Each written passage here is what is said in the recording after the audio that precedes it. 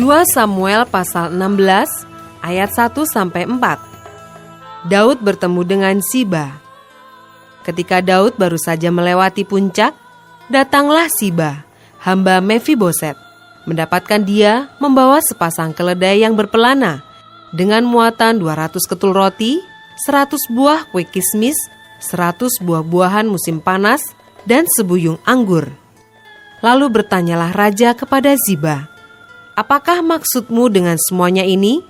Jawab Siba, "Keledai-keledai ini bagi keluarga raja untuk ditunggangi.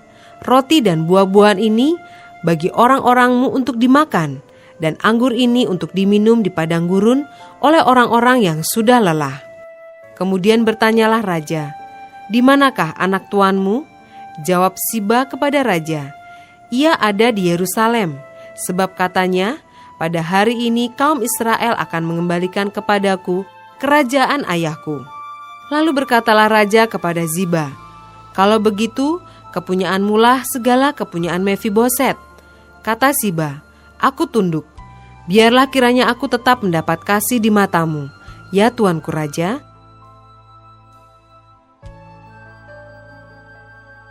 Ayat 5-14. Simei mengutuki Daud. Ketika Raja Daud telah sampai ke Bahurim, keluarlah dari sana seorang dari kaum keluarga Saul. Ia bernama Simei bin Gera. Sambil mendekati raja, ia terus-menerus mengutuk. Daud dan semua pegawai Raja Daud dilemparinya dengan batu, walaupun segenap tentara dan semua pahlawan berjalan di kiri kanannya. Beginilah perkataan Simei pada waktu ia mengutuk, Enyahlah engkau penumpah darah, orang dursila. Tuhan telah membalas kepadamu segala darah keluarga Saul, yang engkau gantikan menjadi raja. Tuhan telah menyerahkan kedudukan raja kepada anakmu Absalom. Sesungguhnya engkau sekarang dirundung malang, karena engkau seorang penumpah darah." Lalu berkatalah Abisai anak Seruya kepada raja, "Mengapa anjing mati ini mengutuki tuanku raja? Izinkanlah aku menyeberang dan memenggal kepalanya." Tetapi kata raja, "Apakah urusanku dengan kamu, hai anak-anak Seruya?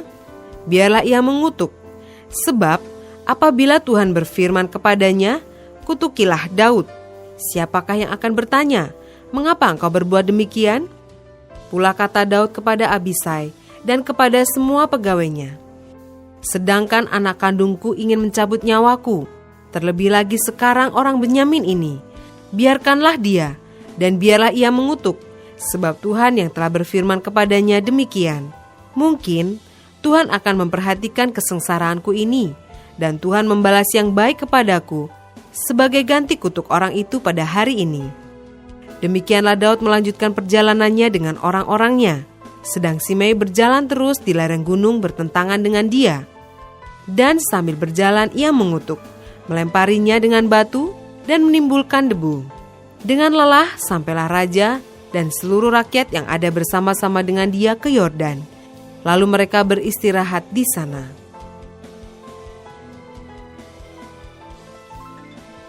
Ayat 15-23. Husai dan Ahitofel menghadap Absalom. Maka Absalom dan seluruh rakyat orang-orang Israel sampailah ke Yerusalem, dan Ahitofel ada bersama-sama dengan dia. Ketika Husai orang Arki, sahabat Daud itu, sampai kepada Absalom, berkatalah Husai kepada Absalom, "Hiduplah raja, hiduplah raja." Berkatalah Absalom kepada Husai, "Inikah kesetiaanmu kepada sahabatmu? Mengapa engkau tidak pergi menyertai sahabatmu itu?" Lalu berkatalah Husai kepada Absalom, "Tidak, tetapi dia yang dipilih oleh Tuhan dan oleh rakyat ini dan oleh setiap orang Israel, dialah yang memiliki aku, dan bersama-sama dengan dialah aku akan tinggal. Lagi pula, kepada siapakah aku memperhambakan diri? Bukankah kepada anaknya? Sebagaimana aku memperhambakan diri kepada ayahmu, demikianlah aku memperhambakan diri kepadamu." Kemudian berkatalah Absalom kepada Ahitofel, "Berilah nasihat, apakah yang harus kita perbuat?" Lalu jawab Ahitofel kepada Absalom, "Hampirilah gundik-gundik ayahmu yang ditinggalkannya untuk menunggui istana. Apabila seluruh Israel mendengar bahwa engkau telah membuat dirimu dibenci oleh ayahmu, maka segala orang yang menyertai engkau akan dikuatkan hatinya.